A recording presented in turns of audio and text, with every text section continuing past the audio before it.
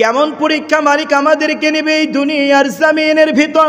রব্বি করিম কখনো কখনো তোমাকে সম্পদের এমন একটা ভান্ডার বানায় দেবে রে বাবা, দুনিয়ার এই জমিনের ভিতরে, তোমার গ্রামের ভিতরে, তোমার মহল্লার ভিতরে এত পরিমাণ সম্পদ দিবে, সম্পদ দিয়া দেখবে আবার বান্দা এই সম্পদ পাওয়ার পরে আমি মালিক রে কি ভুইলা যায়। আল্লাহ পাক কখনো কখনো ওই বান্দাটাকে দুনিয়ার জমিনের ভিতরে যেই পরিমাণ সম্পদ দিয়েছিল ওই পরিমাণ সম্পদগুলো তার কাছ থেকে ছিনায় নেবে, এমন একটা দরিদ্রর ভিতর ফালায় দেবে। ওই সময় যদি ওই বান্দাটা রাসূলে কারিমের মতো সাহাবায়ে কেরামের ভিতরে সম্পদ থেকে বঞ্চিত হয়ে গেছে, বড় বিপদ। দুনিয়ার জমিনে এমন একটা অবস্থা, সন্তানের মুখে একবেলা খাবার দেবে এমন পরিস্থিতিও নাই, বিবির একটা নতুন জামা কিনে দেবে রে বাবা এমন পরিস্থিতিও নাই। আল্লাহর বান্দা আমার মালিক রে বকে না, দুঃখ প্রকাশ করে না, সঙ্গে সঙ্গে মসজিদের বারান্দায় যাইয়া আমার আল্লাহর বান্দা দাঁড়ায় নামাজে দাঁড়ায় যায়। নামাজের মাধ্যমে যখন আমার মালিক রে ডাক দিয়া বলে, ও দয়ার মালিক, দুনিয়ার জমিনে তুমি আমার সম্পদ দিছিলাম, কত ভালো ছিলাম, আবার সম্পদ নিয়ে নিছো, তাও আমি ভালো আছি, আমার কোনো দুঃখ নাই রে আল্লাহ। কিন্তু তুমি তো মাওলা দেখতেছো আমার ছোট্ট ছোট্ট কয়টা বাচ্চা, আমার সংসার চালানোটা বড় কষ্ট হয়ে যায়। মালিকের কাছে যখন এমন করিয়া দোয়া করে, আল্লাহ পাক সঙ্গে সঙ্গে ওই বান্দার মনের সব নাকসাদ, মনের সব মাকাসাদ গুলো পূরণ করে দেয়। কিন্তু ওই বান্দাটা যদি আল্লাহ পাকের কাছে না চেয়ে যদি দুনিয়ায় কারো কাছে চাইতেন, এরে বাবা দুনিয়ায় যদি কোনো বাবার কাছে যাইতেন, দুনিয়ায় যদি কোনো এমপি মন্ত্রীর কাছে যাইতেন, আবার মালিক বলবে তোরে মায়া করে মোহাব্বত করে দুনিয়ায় পাঠাইছি, এরে বান্দা আমার কাছে না চাইয়া তুমি একজন বাবার কাছে চাইলা, আমার কাছে না চাইয়া এমপির পিছনে ঘুরলা, দুনিয়ার জমিনের ভিতরে কেউ দেওয়ার মতো নাই, আমি মালিক ছাড়া অন্য কেউ তোমার পাশে দাঁড়াবে না। আল্লাহর রাসূল পয়গম্বর হাদিসের ভিতর জানায় দেয়, আখলিস দীনাকা ইয়াকফিকাল আমালুল কলিল। ও আমার উম্মতরা রে, তোমরা শুনে নাও, দুনিয়ার জমিনের ভিতরে বেশি পরিমাণ ইবাদত করা লাগবে না, পাহাড় পরিমাণ ইবাদত করা লাগবে না, তোমাকে হাফেজ হওয়া লাগবে না, মুফতি হওয়া লাগবে না, মুহাদ্দিস হওয়া লাগবে না, সাইকুল হাদিস হওয়া লাগবে না। আল্লাহর রাসূল পয়গম্বর বলতেছেন, আখলিস দীনাকা ইয়াকফিকাল আমালুল কলিল। দুনিয়ার ভিতরে এমন একটু ইবাদত করো রে বান্দা, এতটুকু ইবাদত করবা। তোমরা যারা গ্রামে সরিষা চাষ করো রে বাবা, ওই সরিষার একটি দানা যতটুক পরিমাণ একটা দানা, ওই দানাটাকে যদি ৭০ ভাগ করার পরে যে এক টুকরা হবে ৭০ ভাগ থেকে ওই পরিমাণ ইবাদত যদি আমার মাওলার কাছে করো, মরতে দেরি জান্নাতে যাইতে দেরি নাই। অন্য এক হাদিসের ভিতরে বলতেছেন, খায়রুকুম মান তাআল্লামাল কুরআনা ওয়া আল্লামা। পৃথিবীর ভিতর সবচেয়ে উত্তম কোন দুই ব্যক্তি? ম্যাজিস্ট্রেট হইলেই বড় ব্যক্তি হওয়া যায় না, সমাজের প্রতিনিধি হইলেই বড় বক্তা হওয়া যায় না, সমাজের প্রতিনিধি হইলেই বড় মানুষ হওয়া যায় না। আল্লাহর রাসূল পয়গম্বর বলতেছেন, খায়রুকুম মান তাআল্লামাল কুরআনা ওয়া আল্লামা। তোমাদের মধ্যে সর্বোত্তম ওই ব্যক্তি যে কোরআন মাজিদ শিক্ষা করে এবং শিক্ষা দেয়। এরে বাবা, কোরআন মাজিদকে শিক্ষা করে, মাদ্রাসার তালেবে ইলমরা শিক্ষা করে, ওই মাদ্রাসার তালেবে ইলম এই পৃথিবীর বুকে সবচেয়ে দামি, আর ওই মাদ্রাসার তালেবে ইলমকে যে শিক্ষা দেয় সে সবচেয়ে দামি।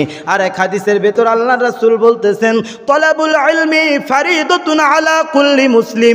দুনিয়ার ভিতরে ও মুসলমান বন্ধু জানোনি দ্বীনি ইলম শিক্ষা করা ফরজ। তোমার সন্তানটাকে, তোমার ভাতিজাকে তুমি অথবা নিজে এতটুক পরিমাণ দ্বীন তোমাকে শিখতে হবে, যেই পরিমাণ দ্বীনটুকু তোমাকে ইসলামের পথে চলতে লাগে অতটুক পরিমাণ দ্বীন তোমাকে শিখতে হবে। আর এক হাদিসের ভেতর আল্লাহর রাসূল বলতেছেন আত-তুহুরু শাতরুল ঈমান। দুনিয়াতে যতক্ষণ থাকবা পবিত্র অবস্থায় থাকবা, কারণ কখন জানি মালাকুল মাউত আসবে, কারণ কখন জানি তোমার জানটা দুনিয়ার থেকে কবজ করবে। তুমি যদি নাপাক অবস্থায় দুনিয়ার জমিনে থাকো, তোমার জানটা যখন বের করবে এত পরিমাণ কষ্ট হবে, এত পরিমাণ যন্ত্রণা হবে। আর যদি তুমি বাবা পবিত্র অবস্থায় ওযুরত অবস্থায় থাকো, তোমার জানটা কবজ করতে বড় সহজ হয়ে যাবে। শেষ পর্যায়ে একটা হাদিস বলে শেষ করে দেব রে বাবা। আল্লাহর রাসূল পয়গম্বর বলতেছেন মিফতাহুল জান্নাতিস সালাত। দুনিয়াতে যতদিন বাঁচবা নামাজ কায়েম করবা, নামাজ আদায় করবা। দৈনন্দিন যদি 5 ওয়াক্ত নামাজ পড়ো, সত্য কথা বলো, মিথ্যা কথা ছেড়ে দাও, তুমি মরতে দেরি, জান্নাতে যাইতে দেরি না। শেষ পর্যায়ে একটা হাদিস বলে শেষ করে দিলাম। কবরে যখন যাইবা, কবর থেকে যখন কিয়ামতের মাঠ হবে, তোমাকে জিজ্ঞাসা করা হবে না তুমি দুনিয়ার জমিনে কি করেছো, দুনিয়ার জমিনে কি ব্যবসা করেছো, দুনিয়ার জমিনে তোমার বাবাকে খাওয়াইছো কিনা, মারে পড়াইছো কিনা, মার খবর রাখছো কিনা। সর্বপ্রথম আমার মালিক তোমাকে জিজ্ঞাসা করবে। আল্লাহর রাসূল হাদিসের ভিতর জানায় দেয় আউয়ালু মা ইউহাসাবু বিহিল আবদু ইয়াউমাল কিয়ামাতিস সালাত। কিয়ামতের দিন সর্বপ্রথম তোমাকে নামাজের হিসাব দিতে হবে। সর্বপ্রথম আল্লাহ পাক বলতেছেন, আল্লাহ পাক সর্বপ্রথম নামাজের হিসাব নেবে। নামাজের হিসাব নেওয়ার পর এরপরে অন্য অন্য হিসাবে চলে যাবে। এজন্য আমার বাইরা রে, দুনিয়ার জমিনে যতদিন থাকবা মৃত্যুর আগ পর্যন্ত আবার মালিকের ইবাদত করবা। ইন্নাল হামদালিল্লাহি নাহমাদুহু ونستعينه ونستغفره ونعوذ بالله من شرور أنفسنا ومن سيئات أعمالنا من يهد الله فلا مضل له ومن يضلله فلا هادي له وأشهد أن لا إله إلا الله وحده لا شريك له وأشهد أن سيدنا ومولانا محمدا عبده ورسوله أما بعد فأعوذ بالله من الشيطان الرجيم بسم الله الرحمن الرحيم ولنبلونكم بشيء من الخوف والجوع ونقص من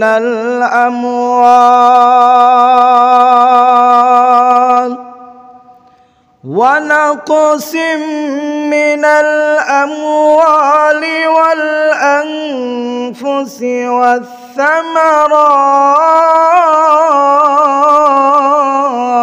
والثمرات وبشر الصابرين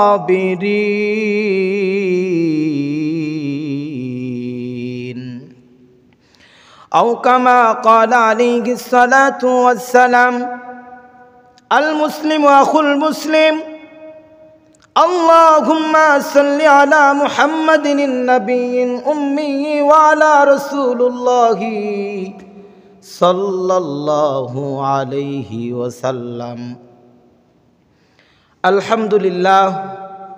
মহান আল্লাহ পাকের দরবারে লাখ কোটি শুকরিয়া যে মহান আল্লাহ সুবহানাহু তাআলা আপনাকে আমাকে এই দ্বীনি কথা বলার জন্য, শোনার জন্য, আসার জন্য, বসার জন্য তৌফিক অনেক দান করেছেন।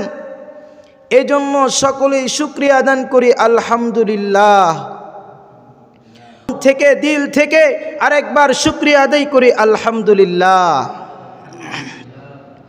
তো মোহতারাম হাজরিন, আজকে আমার এই জায়গায় আলোচনা বেশি সময় নয়, অল্প সময়, আমাকে এখান থেকে চলে যেতে হবে সেই বগুড়া। তো আল্লাহ পাক আপনারা দোয়া করছেন আর আল্লাহ পাক আমাকে মায়া করছে, এই জন্যই হয়তো বা এই প্রোগ্রামে এই আলোচনায় উপস্থিত হতে পেরেছি। আল্লাহ পাক যদি না চাইতেন আমার দ্বারাই সম্ভব ছিল না এই প্রোগ্রামে উপস্থিত হওয়া। যারা এই প্রোগ্রামে উপস্থিত হয়েছে এদেরও সম্ভব হইতো না মালিক যদি না চাইতেন। আরেকটি কথা বলে আমি আমার আলোচনার দিকে চলে যাব। আল্লাহর রাসূল পয়গম্বর একদিন সাহাবা একরামদেরকে বলতেছেন, ও সাহাবা একরামরা, তোমরা দুনিয়ার এই জমিনের ভিতর মাঝে মাঝে জান্নাতের বাগানের ভিতরে বসবা। কোথায় বসবা? জান্নাতের বাগানে বসবা। তখন বলতেছেন, ইয়া রাসূলুল্লাহ, ইয়া হাবিবাল্লাহ, দুনিয়ার ভিতরে জান্নাতের বাগান কোথায়? দুনিয়াতের ভিতরে জান্নাতের নিয়ামত কোথায় পাওয়া যায়?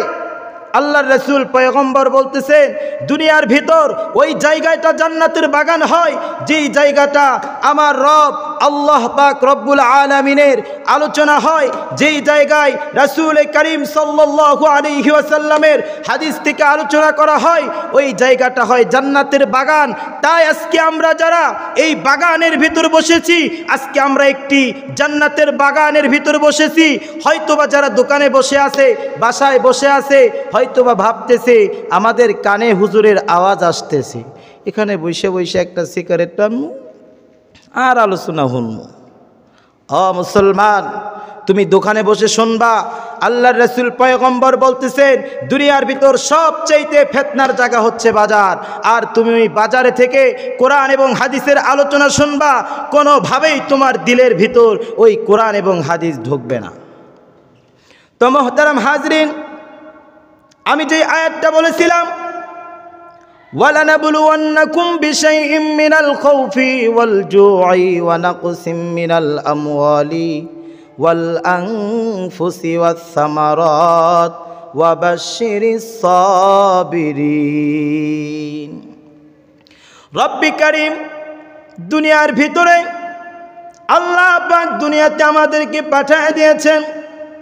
আল্লাহ পাক বলতেছেন, দুনিয়ার এই জমিনের ভিতর আমার বান্দাদের এক এক সময় এক এক রূপে আমি মালিক পরীক্ষা দিই। ও বন্ধু, তুমি যদি এই পরীক্ষায় জিততে পারো, এই পরীক্ষায় যদি লাভবান হতে পারো রে বাবা, দুনিয়ার জমিনেও শান্তি পাইবা, পরকালে ওই কবরটার ভিতরেও তোমার শান্তি হবে। আর যদি তুমি মালিকের এই পরীক্ষায় ফেল করো, আল্লাহ পাক বলতেছেন, দুনিয়ায় ফেল করলা, কবর জগতেও তুমি বড় ফেল করলা।